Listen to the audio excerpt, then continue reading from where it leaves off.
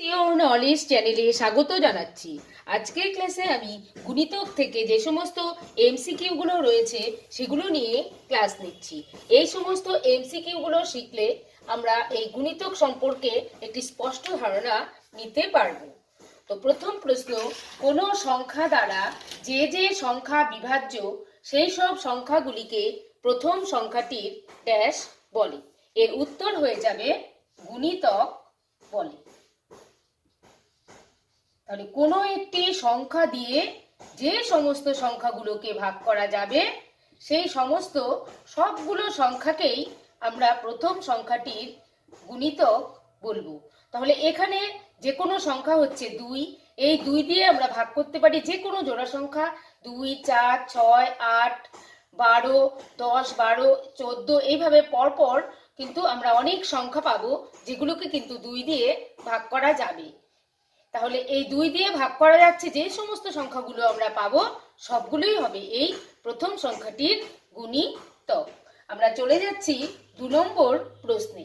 এখানে বলা হয়েছে শুধুমাত্র ড্যাশের গুণিতক সংখ্যা একটি। তাহলে এখানে বলা হয়েছে কার গুণিতক সংখ্যা একটি সেটা নির্ণয় করা।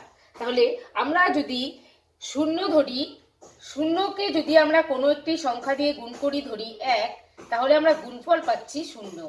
শূন্যকে যদি আমরা 2 দিয়ে গুণ করি তাহলেও গুণফল পাচ্ছি 0। তার মানে শূন্যকে আমরা যত সংখ্যা দিয়ে গুণ করি না কেন গুণফল কিন্তু 0ই পাবো, অর্থাৎ একটি মাত্রই কিন্তু আমরা গুণিতক পাচ্ছি। তাহলে এখানে উত্তর হবে শুধুমাত্র 0 এর গুণিতক সংখ্যা একটি। এখন যদি আমরা 1 ধরি তাহলে আমরা কটা গুণিতক পাই সেটাও আমরা একটু দেখে নিচ্ছি। আমরা যদি 1 পাই তাহলে এই 1কে যদি আমরা 1 দিয়ে গুণ করি তাহলে কিন্তু একটি গুণিতক পাচ্ছি 1, 2 দিয়ে গুণ করে আমরা গুণিতক পাচ্ছি 2, 3 দিয়ে গুণ করলে 3। তার মানে কিন্তু আমরা এভাবে গুণ করলে আমরা কিন্তু অনেক গুণিতক কিন্তু পেয়ে যাব। তাহলে কিন্তু আমরা 1-এরও কিন্তু একটি গুণিতক আমরা পাবো না, শুধুমাত্র আমরা 0 এমন একটি সংখ্যা পাচ্ছি যার গুণিতক কিন্তু একটি। 3 নম্বর প্রশ্ন, গুণিতক সংখ্যা ড্যাশ। গুণিতক সংখ্যা আমি দেখালাম 1 দিয়ে, 2 দিয়ে, 3 দিয়ে, 4 দিয়ে গুণ করে কিন্তু আমরা অসংখ্য গুণিতক পাবো। গুণিতক এর জন্যই পাবো যে আমরা যখন দেখালাম যে 2কে আমরা 4 দিয়ে ভাগ করতে পারি, 6 দিয়ে ভাগ করতে পারি, আমরা 2 দিয়ে আমরা 4কে, 6কে, 8কে ভাগ করতে পারি। তাহলে যেহেতু আমরা 2 দিয়ে এদেরকে ভাগ করতে পারছি তাহলে এগুলো আমরা কি করে পাচ্ছি? আমরা কিন্তু 2কে 2 দিয়ে গুণ করে 4 পাচ্ছি, 2কে 3 দিয়ে গুণ করে 6 পাচ্ছি। তাহলে গুণিতকগুলো কিন্তু বের করতে পারছি আমরা এইভাবে গুণের সাহায্যে। তাই আমরা গুণের সাহায্যে আমি দেখালাম যে 0 এর সঙ্গে কোনো কিছু গুণ করেই কিন্তু আমরা সেই গুণিতকগুলো 0ই পেয়েছি। এবার আমরা 3 নম্বর যেটা করছি, গুণিতক সংখ্যা ড্যাশ। গুণিতক সংখ্যা যখনই আমরা 2 দিয়ে, 3 দিয়ে কোনো একটি সংখ্যাকে গুণ করে যাব আমরা কিন্তু গুণিতক পেয়েই যাব। যত সংখ্যার পরিমাণ বাড়িয়ে নিয়ে আমরা গুণ করে যাব গুণিতক সংখ্যা পেয়েই যাব। তাই গুণিতক সংখ্যা কিন্তু অসীম। অসীম কথার অর্থ হচ্ছে যার সীমা নেই, অসীম, অর্থাৎ বা আমরা এটা লিখতে পারি অসংখ্য। অসংখ্য কিন্তু গুণিতক সংখ্যা, কোনো একটি সংখ্যার গুণিতক সংখ্যা অসংখ্য বা অসীম। চলে যাচ্ছি 4 নম্বর প্রশ্নে। এখানে বলা হয়েছে ক্ষুদ্রতম গুণিতক কোনটি? ক্ষুদ্রতম গুণিতক আমরা কোনটা পাবো? আমরা যদি 1-এর গুণিতক বের করি তাহলে প্রথমটা 1ই পাচ্ছি, তারপর 1 দিয়ে 2কে গুণ করে আমরা 2 পাচ্ছি, অর্থাৎ গুণিতক সংখ্যাটা বেড়ে যাচ্ছে। আবার যদি আমরা 5কে নিই তাহলে 1 দিয়ে গুণ করলে 5 পাচ্ছি, পরবর্তীটা কিন্তু 2 দিয়ে গুণ করাতে মানটা বেড়ে যাচ্ছে। তাহলে ক্ষুদ্রতম সংখ্যা আমরা সেই সংখ্যাটাকেই পাচ্ছি, অর্থাৎ যার আমরা গুণিতক বের করছি সেই সংখ্যাটাই কিন্তু সবচেয়ে ছোট বা ক্ষুদ্রতম। তাহলে এটা শূন্যস্থানে হয়ে যাবে ক্ষুদ্রতম গুণিতক সংখ্যা। সংখ্যাটি নিজে, অর্থাৎ যে সংখ্যাটার আমরা গুণিতক সংখ্যা বের করব সেই সংখ্যাটি নিজেই হচ্ছে তার ক্ষুদ্রতম গুণিতক। পরবর্তী প্রশ্ন, ড্যাশ গুণিতক সংখ্যা নির্ণয় করা যায় না। এটার প্রশ্ন হচ্ছে কার গুণিতক সংখ্যা নির্ণয় করা যায় না। এর উত্তর আমরা পাবো কোন গুণিতক সংখ্যাটা নির্ণয় করা যায় না? বৃহত্তম গুণিতক সংখ্যা কখনোই নির্ণয় করা যায় না। কেন যাচ্ছে না? এটা হচ্ছে, আমরা বৃহত্তম কাকে বলবো? আমরা 2 এর পর যদি 3 দিয়ে গুণ করি আরো বড় পাবো, 3 এর পর 4 দিয়ে গুণ করলে আরো বড় গুণিতক পাবো। এইভাবে আমরা 100, 1000 দিয়ে যত সংখ্যা বাড়িয়ে বাড়িয়ে গুণ করব, আমরা কিন্তু বড় বড় গুণিতক সংখ্যা পেয়ে যাব। সেক্ষেত্রে আমরা কিন্তু এমন কোনো গুণিতক সংখ্যা বলতে পারবো না যেটা সবচেয়ে শেষ। অর্থাৎ গুণিতক সংখ্যা কিন্তু অনেক বড় হতেই থাকবে। আমরা যেরকম বড় বের করতে চাবো সেরকম বড় বেরোতে থাকবে। তাই বৃহত্তম গুণিতক সংখ্যা কিন্তু আমরা নির্ণয় করতে পারি না। তাই বলা হয়েছে বৃহত্তম গুণিতক সংখ্যা নির্ণয় করা যায় না। 6 নম্বর প্রশ্ন, শূন্য ছাড়া 5-এর 6টি গুণিতক হবে।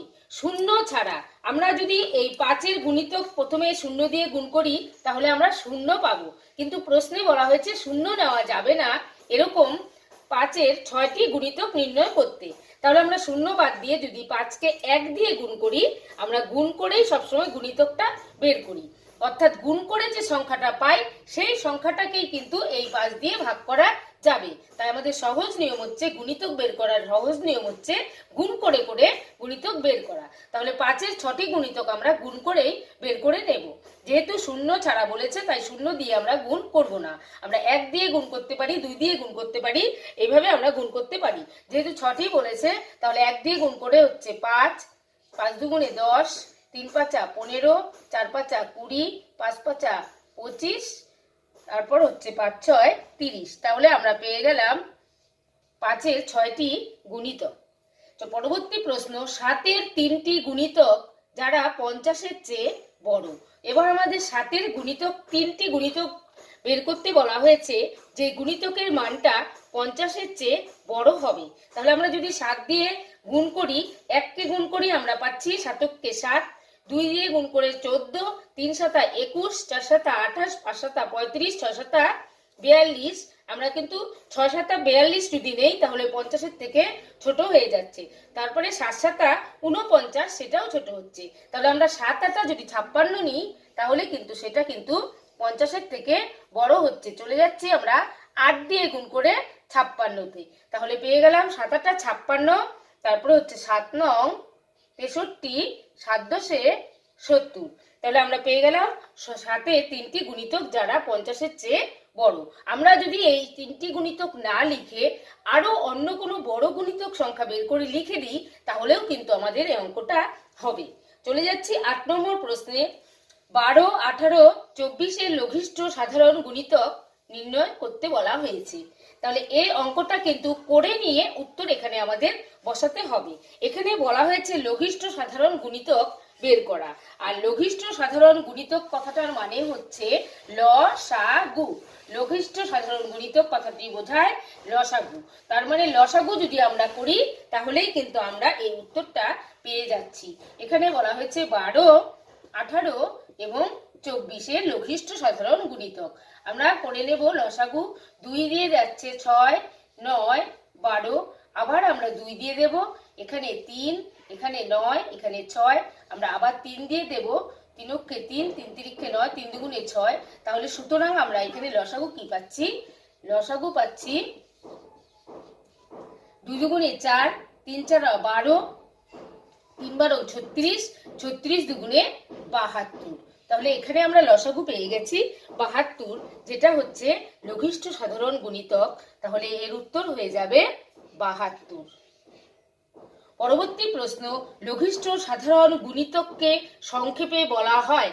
তাহলে এখানে যে লঘিষ্ঠ সাধারণ গুণিতক আছে, যেটাকে আমি বললাম যে লঘিষ্ঠ সাধারণ গুণিতক অর্থাৎ হচ্ছে লসাগু, এই লঘিষ্ঠ সাধারণ গুণিতকের সংক্ষিপ্ত রূপটি হচ্ছে লসাগু।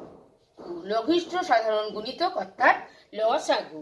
লসাগুকেই বলা হয় লঘিষ্ঠ সাধারণ গুণিতক।